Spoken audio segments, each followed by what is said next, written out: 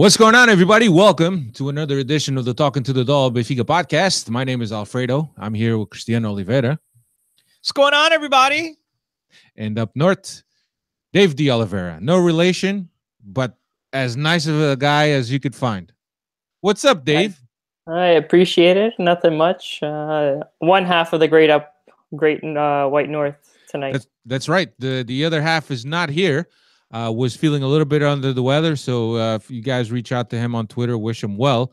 He wasn't able to be here, so much like Ruben Dias, foi dispensado hoje à noite. Anyway, on tonight's podcast number 277, we will look back at Benfica's game against Feirense, and we look ahead to the game that comes up in 2 weeks against Guimaraes at Estádio da Luz. The national team is in action this weekend. So as a result, this will be the last podcast before Benfica plays again.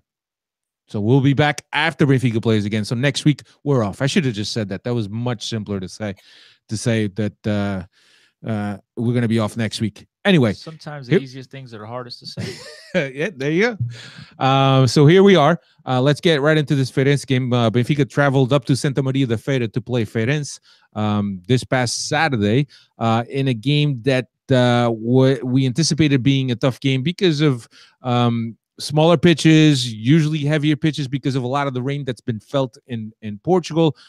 These teams are trying to scrounge up some points. Many of them still fighting to make sure they don't get relegated. They have a certain point mark that they need to reach. So it was always going to be a tough game for Benfica, and I'll give you the lineup, and then we'll get into the game. Varela was in goal. Almeida, Dias, Jardel, and Grimaldo across the back. Feirense, Pizzi, Zivkovic, Rafa, Servi, and Jorner. So the lineup hasn't really changed much from week to week, with the exception of some guys stepping out to serve some yellow card accumulation, suspension, so on and so forth. So a tough game for Benfica. A heavy pitch, not as waterlogged as perhaps that I expected. We did see some pictures of the field by the goals where the goalkeepers are. They look like a freaking sandbox, Cristiano. Como é que eles chamam aquilo, campo de batatas? Batatal. Batatal. That's all I needed was the potatoes. I mean, it was absolutely terrible, bro. I mean, I'm still surprised that a team in the Portuguese top flight in today's day and age has the fields in such conditions. I mean, it's absolutely like just... Well, those things cost money, man. Those things cost money to upkeep, and if you're... Põe lá as vacas a pastar, man. I mean, I'm not talking about grass, but planting the grass. Seeds. Yeah, something. Seeds. But then, I mean, if you play every other week, what time do you have to even let the grass regenerate? Okay, fine. There's no... If you're a team in the first division, you have to have the ground screw. You have to have your field in the best... No, the ground screw maybe é o padeiro que vai lá ao fim de semana tratar daquilo, pá. That's unacceptable. So that's very unacceptable. I mean, you're playing in a top flight. These are games that in particular now down the stretch, these are games that could affect the standings because of the field conditions, right? These absolutely poor field conditions, unprofessional field conditions. You need to have a ground screw. You need to have a full-time, landscaper. For lack of a better word, a guy that's going there and making sure your field's in, the best conditions possible to play a game. Yeah, I mean that's unacceptable. I mean that's straight up sand. Yeah, that's not even. I mean, you go back to old school days where they're playing Cybro, right? It was hard, but guys wouldn't lose their foot. This is straight up sand. It's like a sandbox. Yeah, no, it was sand, and I think that with a little water, you throw a little sand in there to soak up the water. And look, I'm sure their ground screw is great, right? But when you've had as much rain as Portugal has had these past 3 weeks or so, where it's rained nonstop, especially up north, then you reach a point of where you're going to have some challenges and difficulties, especially for the ground screw. Nevertheless, here we are. Benfica, I think they came out good, but the thing is they're playing against a team that's kind of closed themselves out, that closes out the spaces. in a field that's going to be heavy was going to be difficult for Benfica. They get a little help in the 41st minute with one of the Feirense players being ejected, Thiago Silva, if I'm not mistaken. And that kind of opened up things for Benfica a little bit. They came out in the second half, still finding some issues getting past the Feirense defense. Rui Vitoria made a move where he's made now for 2 games straight, where he puts in the Jimenez to release a little bit of Jonas, to release Jonas from the pressure of the center backs, and that really paid off. I think that Jimenez was on the field for a whole 10 seconds. He chased down a ball. He was lucky to get a rebound off of a player's body, and he puts it away first time. And look, Cristiano says, he was lucky, right? But sometimes you have to make your own luck also. He's very lucky. But look, his effort and the fact that this guy never gives up on any play, that's what put him in a position to capitalize on that little fumble between the defender and the goalkeeper. And he was in the right spot, right time. But I mean, you got to call it what it is. He got very lucky on the little mishap. If it wasn't for that, things probably would have been a little bit tougher. But you got to, give him credit. He comes into the game, gets the ball behind the midfield, springs Jonas loose, who at first looked like he was offsides, but then they actually did a good job on TV, finally getting an image where it showed that Jonas was in play. And Jonas played it wasn't the best of balls that Jonas played into to Jimenez, who kept his run. But it was just, you chase it down. Chase it down. It was enough for the defender and the goalkeeper to get a little bit confused as to a little hesitant as to who's going to take it, and little mishap there, and he capitalizes. So I mean, look, this is the one thing that this guy does every time he comes in, whether he's going to have a fantastic game or not. He's going to put in the effort. Yeah. At some point, I like to get some effort with some ability. Yeah. Well, look, I think that when you come in at the end of the game, and I think that there's a lot to be said for these guys that come in and know exactly what they have to do. I'll give you a few stats that they've provided us. It was the 20th consecutive game coming on as a sub for Jimenez. His 6th goal of the season. 5 of the goals have occurred when coming in as a sub. Benfica have yet to lose when Jimenez comes in as a sub and scores, and that record is 13 wins, 1 draw. So, look, you come in at a time where there might be some worry legs, where you chase guys, where there could be a mental lapse or a mental breakdown, a poor ball, heavy pitch, ball gets trapped in a little bit water or sand, whatever. And the guy, because he never gives up, he kind of creates the chances for himself. He's not the most technical player that you're going to see at Benfica. As a matter of fact, there's probably 10, 12 other guys that are more technical than Jimenez. But nonetheless, it's the effort. It's chasing balls, never giving up on plays. And I think that's what he brings to the team. And Rui Vitoria knows that this guy is not a world beater, but when he goes in there, he knows he's going to chase guys down. He's going to close guys down in defense if you're trying to play the ball off the back. And he's going to create his own chances just because of his effort and the work rate that he puts in. Yeah, I mean, that effort and that pressure that he brings, that's what forces the opposition to make the turnovers.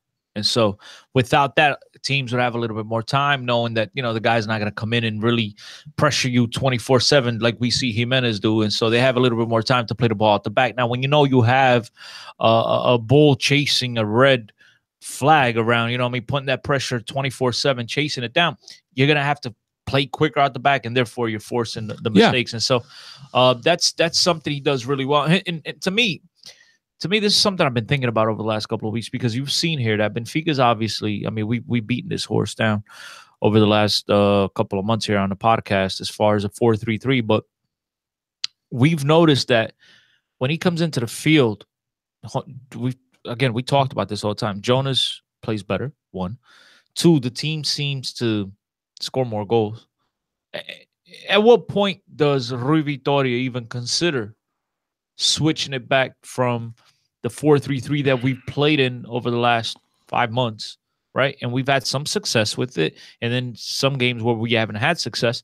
At what point does he consider switching it back to a 4-2-2? Because he sees that this team, I mean, that's what's been helping the last couple of games, has been that switch back to a 4-2-2. That's what's been getting Benfica on a scoreboard. That's what's getting Benfica to score goals, opening things up. I mean, is that something, Alfredo and Dave? I mean, should Vitoria really consider that, or just stick to, you know, if it's not broke, don't fix it. 4-3-3 for now. If we can't get in the score line, then bump it. Here's the thing. Here's the thing for me, right? So to me, the change to the 4-3-3 coincides with us starting to play a lot better, become more consistent. Now, there's an argument, and I think that Steve and I think all of us have made here, that when you play against the teams that you play, the quality of the teams that you play, you want to play with two forwards.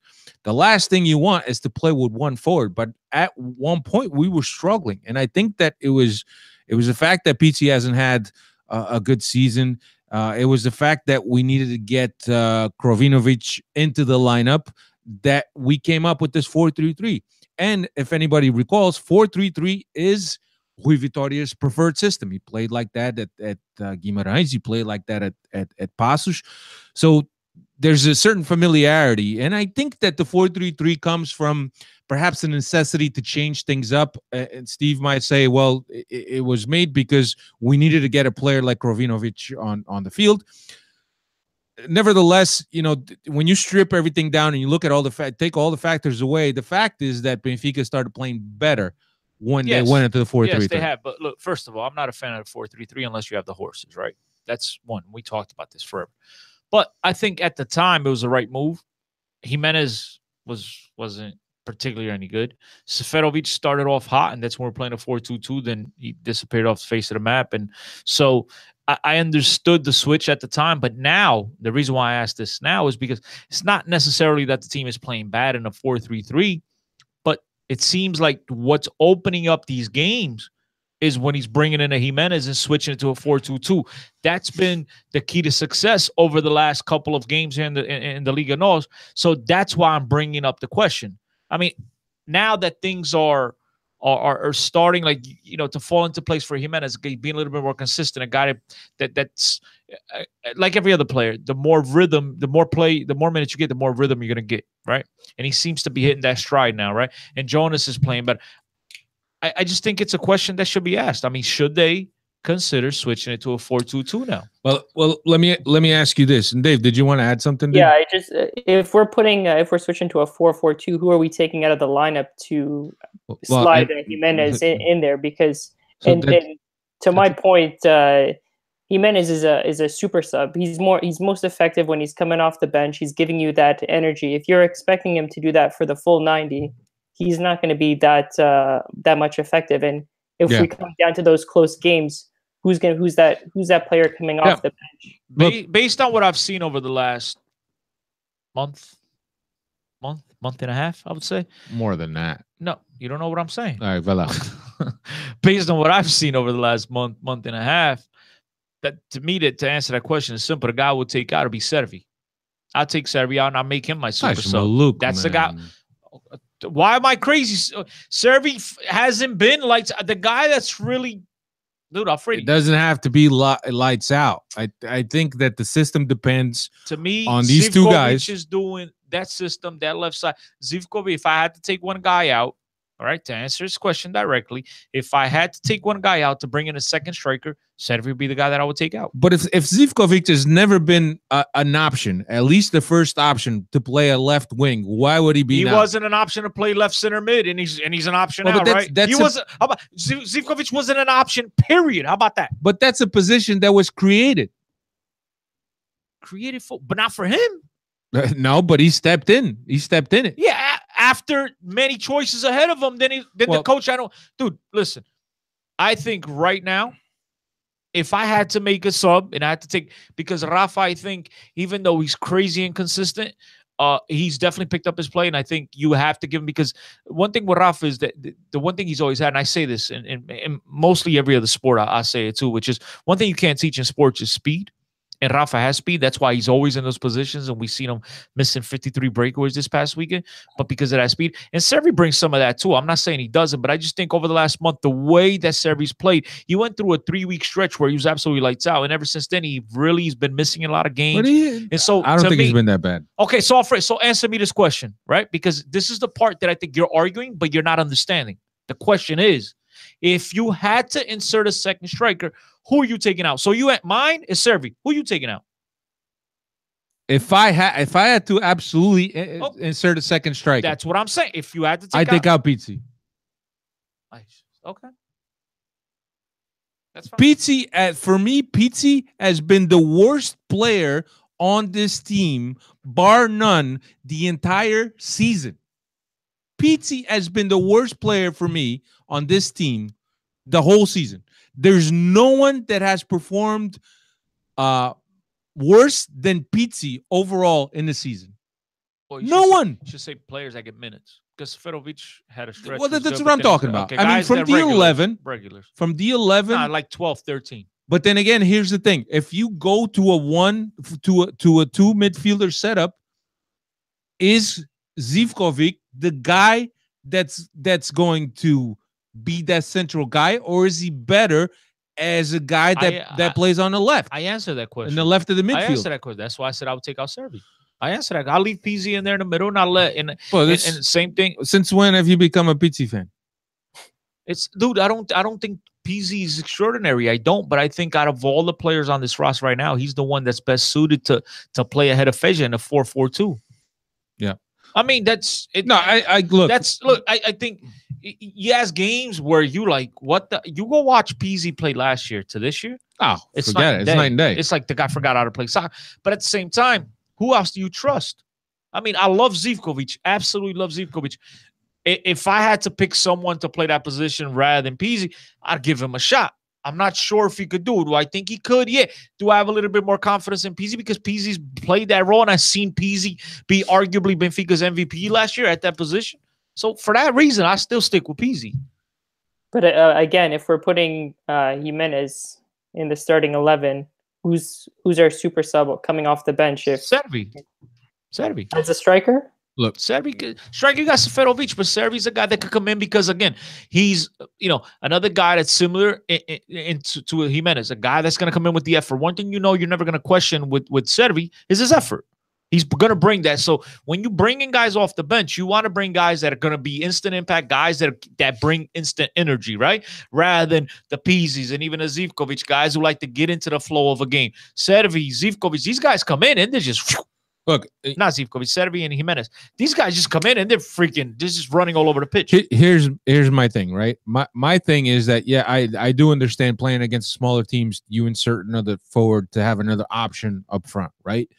But to me right now, the best chemistry this team has had is playing the 4-3-3, whether it's, the combinations on the left side, whether it's the combinations on the right side, whether it's guys playing off of each other. I think it's the best chemistry that I've seen Benfica have in a long time. And I'm not just talking about this year. I'm talking about past seasons too. There's been times in the past month where I've seen Benfica that this is probably the best I've seen them play in regards to team chemistry, guys understanding where they need to be, making the runs, creating the triangles, the geometry for passes to be there. This is the best that I've seen Benfica. So would I be willing to give up that as a starting lineup? So basically go from the 4-3-3 to a 4-4-2 or a 4-2-2 as Cristiano interprets it. I just don't know. I'd much rather have the chemistry and then have a guy who is proven time and time again that if he comes off the bench, he could produce results, especially at that phase of the game where it's 60 minutes in, where guys are starting to feel a little weary, where there's a little bit that could be a little lapse of concentration. That's where I feel that Jimenez is best suited for, not to be a starter, to be honest with you. Quando é tudo muito lindo, you're 100% correct. Keep it the way it is. But as we've seen over the last couple of weeks, yeah, we've been fortunate against the freaking Pasta Freire. We've been fortunate against the freaking Feirense. who's to say it's going to keep working? Just because you make that sub in the 60th minute, and it's been working over the last couple of weeks, that it's going to, at some point, some team is going to stifle you, some team is going to batten down the hatches, and you're going to have a real tough time. My point is, I'd rather have that option from minute 1, right, rather than 30 minutes in the second half. And one thing we've seen is when these guys are on the field, Benfica is scoring when these guys are on the field. So I'd rather have that. I'd rather have a crack and knocking down that wall for 90 minutes than I would for 30 minutes. That's my point. That's the only reason why I'm asking that question. So, Chris, I completely understand. To your point, Chris, with taking out Servi out of the lineup, when Salvio comes back, do you move Rafa to the left side and have Servi come off the bench? That's too many. You're touching too many positions. Look, I think that I don't think he's touching too many positions, because one thing we've talked about for years, Alfredo, is that Toto Salvio has some sort of dirt on Rui Vitoria, right? We've talked about that. So would you be surprised if he comes back and he's inserted into the starting lineup? I wouldn't be surprised. Not at all. And then Rafa, according to him and the people that know him a lot better than I do, his natural position has always been on their left side. So it's not really a crazy question that Dave is posing here. And again, Servi had that 3-week stretch where he's absolutely phenomenal, but then he went over the last he shows up in games, spurts, but he's not as effective, or he's not as involved in the play as he was for those 3-4 weeks, whatever the hell it was that he tore it up. Servi's been missing a lot. Go watch the games. He hasn't been the same player he was for that stretch. And I think a lot of people keep remembering that stretch where he tore it up. You're like, oh my God, the free kicks, this and that. He just hasn't been the same player. And Rafa's picked up his game.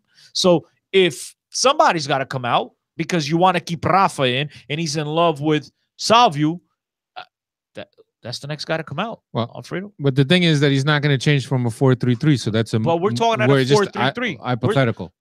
No. He's talking about Salvio. He's not talking about a striker. You're not switching from a 4-3-3. All you're doing is moving Rafa into Servi, spotting Salvio. Still staying in 4-3-3. No. I don't think it's a crazy question, dude. No, I mean, I get it. I get the shout. 4-3-3. Look, I get the shout. And I get the fact that Rafa's been improving. To me, Rafa's still not at the level that I expected him to be. No, he's not. But look, he's getting better. Rafa's proven, right? He's proven. I can't believe I'm defending him after ripping him for the last year and a half. But that's usually what I do. Rafa's proven that the more playing time he gets, the more comfortable he gets. When he doesn't have to score. Well, exactly. But still, the guy is creating chances. He's not scoring, but he's creating chances. At some point, whether it's he or other dudes, they're going to start finalizing these chances because he's creating a lot of havoc with his speed. And, and so I think the coaching staff is taking notice of this.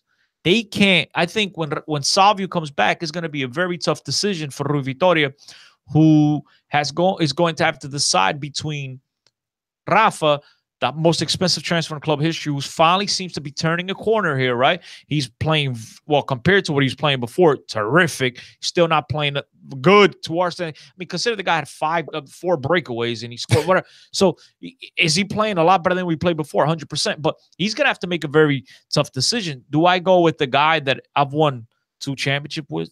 It's a guy that's been one of my undisputed starters on my club, and I got to keep this guy on the field? Somebody's going to have to make a switch. So it's going to be between him and Rafa. Now, if he decides to bring on Salvio and Rafa, I do think Servi is going to be the odd man out. I don't see anyone. I don't think he's going to take out Pizzi and Zivkovic. I think Zivkovic right now is locked up that position. He's playing terrific. Yeah. Well, that's going to have to be a decision for Vitoria to make. It's always better to have these tough decisions. Like when you have too many guys. No, not just to adapt, but when you have too many guys that are playing good, you're like, what do I do? Rather than no matter who the hell I throw out there, they can't get the job done. No. You know what I mean? So I get it. It's a good headache. It's definitely a good headache. So Jimenez gets the goal, then not too long after that, 1 minute after that, Rafa, not 1 minute, sorry, in the 75th minute, Rafa finally gets one past the goalkeeper after hitting posts and dribbling keepers and missing and all kinds of the crap. I mean, can we take some of that money that he cost us and buy him a goal? Well, he scored. Finally. You got one. I mean, he hits the post, he dribbles, he gets the goalie out of the way, hits the post in the first half. You got your hands up like gold, and then he gets a couple break. I mean, look, at least he's getting in those positions. And I'll tell you, I'd rather he get in those positions than just be the flop that he was for the last year and a half. So hopefully gradually he gets better. And I think, look, man, it's something to look forward to. It's something to keep positive because he's arguably been your best player the last month. He's been Benfica's best player. You can make that, even though he's still shanking a lot of those easy opportunities.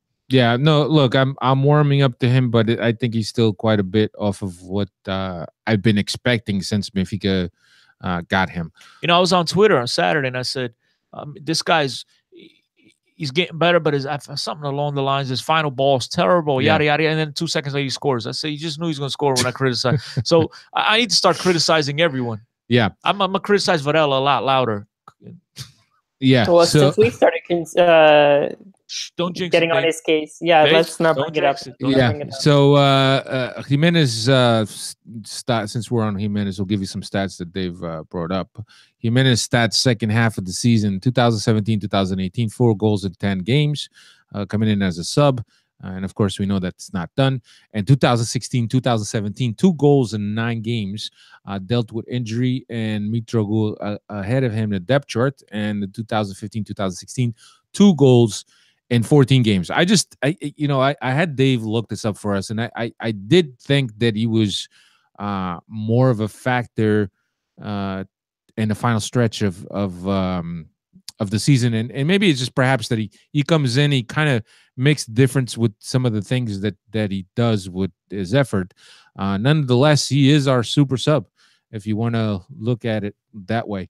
So a tough win for Benfica up north, and it's the last time Benfica has to travel up north for the remainder of the season. 2-0 for Benfica. I don't want to mention this stat about Bruno Varela. I don't want to jinx the guy. Don't jinx it, but we're missing Ruben Dias subbed off with the slight injury. Ruben Dias subbed off for Samaris. And won't be able to make his national team debut. Yeah, as we found out, he got released from the national team. From what you understand, it's a twisted ankle. Hopefully 2 weeks he'll be back to normal. He'll be able to give his contribute in the next game. I don't know if he'll be available for Guimaraes yet, but he'll definitely be available for the game. And if he's not available, Girafa, Capitão voltou. Absolutely, Capitão be ready to. I don't think anybody's is worried at this point that Ruben Dias is gone. I know that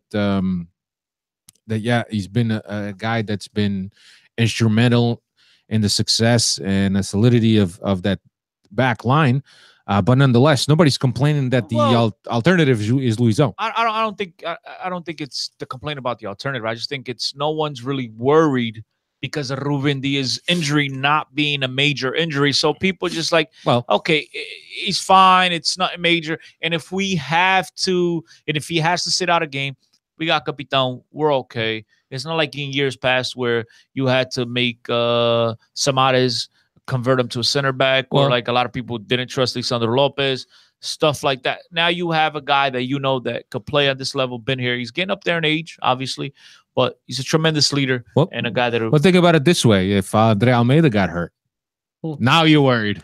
Well, the other day, when he got when he got the studs? When he got the studs, and he was down, I said, you guys ready for Douglas time? I mean, that's something that will definitely leave you a lot more worried than the situation now with Ruben Dias. But I'll tell you this much. If Almeida goes down, Salvio probably play right back then. Yeah. Benfica have been undefeated for 15 consecutive games since the loss to Rio Ave in the Taça de Portugal 3-2.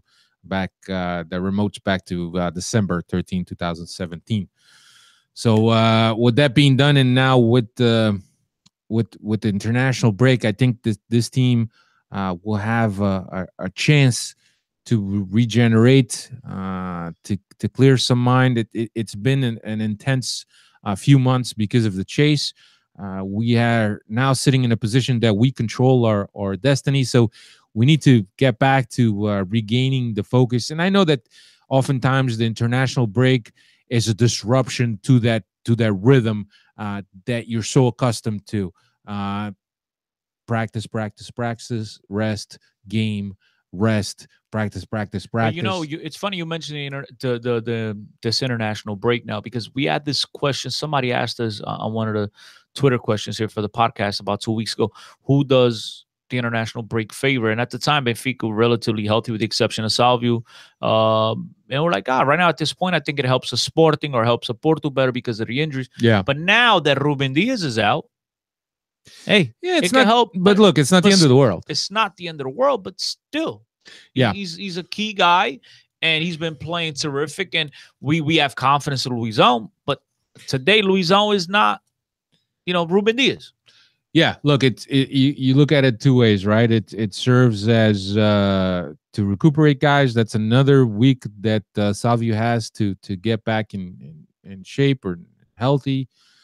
Ruben Diaz now. Oh, and Salvio got released by the Argentine national team as well so he could keep his rehabilitation on his knee going. Yeah, so it could work both ways, right? It could work in that way, and it could work on maybe a disruption to the routine you had been building up and that you're so accustomed to. But nevertheless, I think at this point of the season, especially with this little games left, I think that these guys need to a little bit of a mental break, if not a physical one also.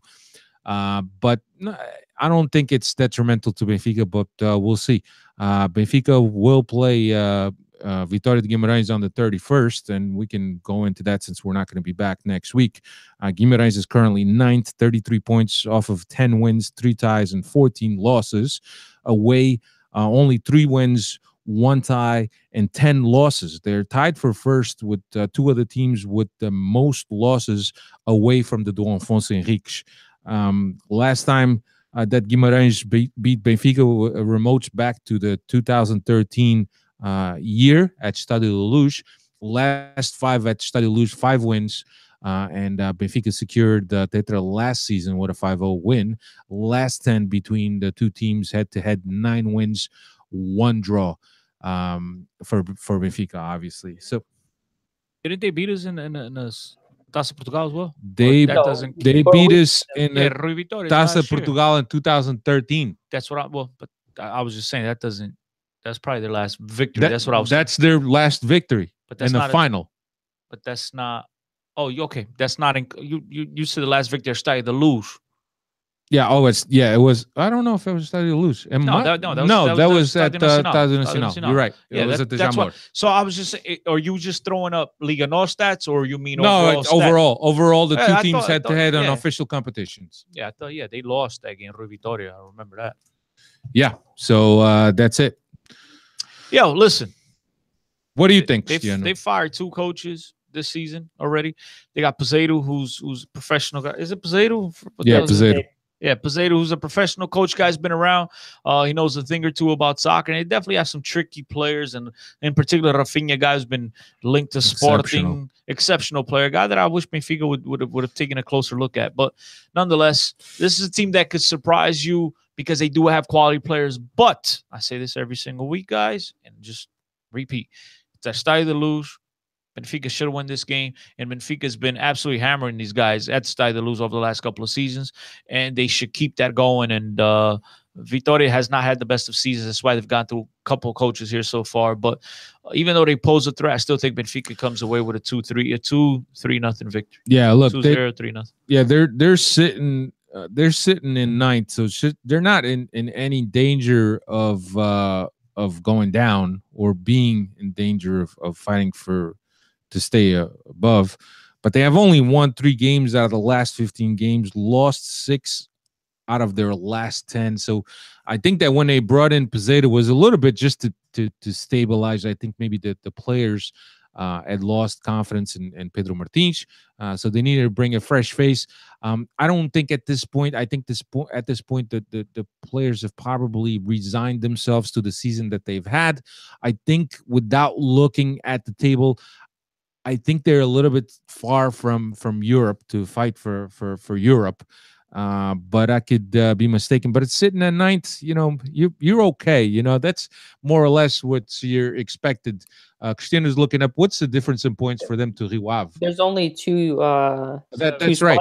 7 points. Yeah, but look at the difference. So there's 7 only points. 2 spots for the Europa League, and Braga is currently in a 4th spot. And they have basically 61 points, and Vitoria de Guimaraes has 33 points. So that's a huge hole. Yeah, you do, but don't discount the fact that you still come in the start to lose. Players know they're playing against Benfica. Everyone's watching, so they'll be up for this game. Yeah, and the thing is that, look, we don't know how many players are playing for a job, right? Because they've had a subpar, disappointing season, and at this point, they got to think that the president will probably be looking to clean up some of what didn't work. So some guys that are on the fringe, they may actually be playing for a spot, whether Pizarro is their next coach or not. You have to be proving yourself in order for the club to renew you or not to release you. So that there's those factors. But like Cristiano said, Benfica playing at Stade de Luz, and with a good run of games coming up. After that, they got Stubble, and then I believe they have Porto. So in 2 games and then Porto. So we need to be sharp and look, as we've seen, these are the team. Porto's lost points. Sporting, has been iffy a little bit. So we need to keep going. So that will be taking place on the 31st, Saturday, 31st of March, as I mentioned, 6:15 local. So a daytime game at Stade Luz, almost daytime, because I think the clocks will spring forward in Portugal in the next couple of weekends. I don't know if it's this weekend or next weekend. It's this weekend. This weekend. So be quite a bit of light at 6:15 at Stade Luz against Guimarães. So expect another good crowd. And again, you need to get behind this team, and we're definitely at our best moment of the season, and we're building a little bit of momentum to that penta. Anyway, you have any Twitter questions that we could read? I don't have my phone. We have your boy Francisco Marcelino. You want to read him? Yeah, he says, Benfica podcast about the national team. Ruben Diaz looks like the future in the center back position, but besides him, who else can in the future replace our aging center defenders? I mean, look, you got some kids in the B team that are not ready yet, but they do feature in the national teams of the unders. Yeah, I mean, look, it's obviously Ruben Diaz is one of the guys. You have the kid Dalat at Porto. I know he's playing left back now at times. Oh, but wait, is he talking about Benfica or is he talking about national team? He's talking about national team. He says with the national Francisco, team. Clear that up for us. No, I think he says national team. He says about the national team. Oh, about the national team. I mean, that's pretty clear. There's a couple guys. Portugal has the kid Vezu, whatever his name is. Vezu. There's a couple of guys out there, like I like or Le, whatever the hell you pronounce his name. He's playing at Lee. I'm surprised he didn't get a call. I'm surprised he did not get a call as well. But they don't have the Pepes of the world, the veterans, the Ricardo Carvalhos of the world, those young guys coming up that going to have a 10, 15-year career.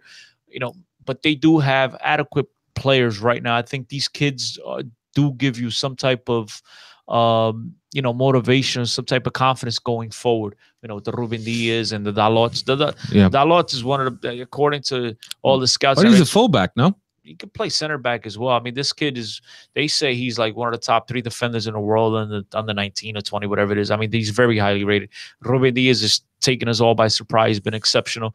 And I'm pretty sure between now and next season and the next Euro, which will be 2020, there'll be plenty of kids that we probably never even heard about step up from under a rock. Look, if you're looking at Benfica, and I thought that Francisco Marcelino goes that way, you got Ferro, who as I said, is still green, but he does play for the U19s or U21 teams. Then you got Litskov, which spent last year over at Tondela. So he's a guy that has had a little bit of experience playing in the first division. What about Taraba? What's his name? Kalaika. He's the guy that came in with. It's another guy that we don't see. Yeah, we don't see anymore. Those guys have nothing to do with the Portuguese national team. Yeah, I watched the Benfica game against the Benfica B team they lost again this weekend. But it is what it is. What else? Any players in the Liga NOS except from Porto and Sporting that you see with quality to play at Benfica? I'd like to get the dude from Estoril, Fábio Veríssimo. Veríssimo is one. Rafinha is one we Rafinha mentioned. is The another. center back from Shops is a guy that Benfica is keeping a close eye on. But which one? The one Cairo, or the guy that you and Steve you guys saying was good. I forget think his name. Rafinha might already be earmarked for Sporting. Yeah, but he's just saying guys with quality to play at Benfica. Yeah. Look, were we linked to Lucas Evangelista? That's the guy. I don't know why I said Fábio. I said Fábio Veríssimo. That's a freaking ref. Oh my! No, Luke. I just Lucas Evangelista. Yeah, you're right about that. Lucas Evangelista. That's Sorry what about I thought that. you were saying. I just went with it. That's why we have Dave here. He corrects us because he got the stats. That's good. What else? Imagine that Valencia wanted to trade Jonas back for Rodrigo. Would you do it? No. No. Love Rodrigo. He's spectacular Benfica. Very good player, but Jonas is special. Rodrigo and Gage. Then maybe we talk. Yepa! Now we're talking. Gage belongs to PSG, so. But will Salvio get a spot back when fit, or Rafa? Rafa came to stay. That's the $1 million question, Francisco Marcelino. That's the that we already spoke about that, but that's the $1 million question. I think you're gonna see Rafa on the left and Servi on the bench. Here's the thing, right? I think that if you take Rafa after the moment that he's had in these games, you're absolutely going to destroy all the confidence that you helped build, all the moves that you're doing. That one substitution that started to lose a couple games ago, where he got the applause from the fans, where he felt the love from the fans, that's all part of building his confidence and building his self-esteem. I think that if Salvi becomes available and he goes straight to the bench, I think it's gonna be very, very. It's a hard blow for Rafa. What else, Cristiano? No, there's nothing worthy of a mention. Nothing worthy of mention? No, not worthy. All right, so it's a wrap. It's a wrap. Let's wrap it up. It's the wrapped. It's the wrapped. Anyway, Steve's not here tonight, so we make this nice and short. I want to send out a shout out, a special shout out to Hugo. Hugo actually no Hugo and I apologize for not remembering your last name. So Hugo, he lives here in the United States and he drives a truck for a living. Nice. So he says that oftentimes or when pods come out, that it's his company on the road on the very long trips that he has to make on his truck. So I want to just give him a special shout out and thank you for supporting us, and we appreciate you listening and turning to us to keep you company on the road. I know that sometimes being on the road and driving a truck could be a lonely place and spend a lot of time inside your head. So we're glad that we're able to pull you away and be able to provide some kind of entertainment.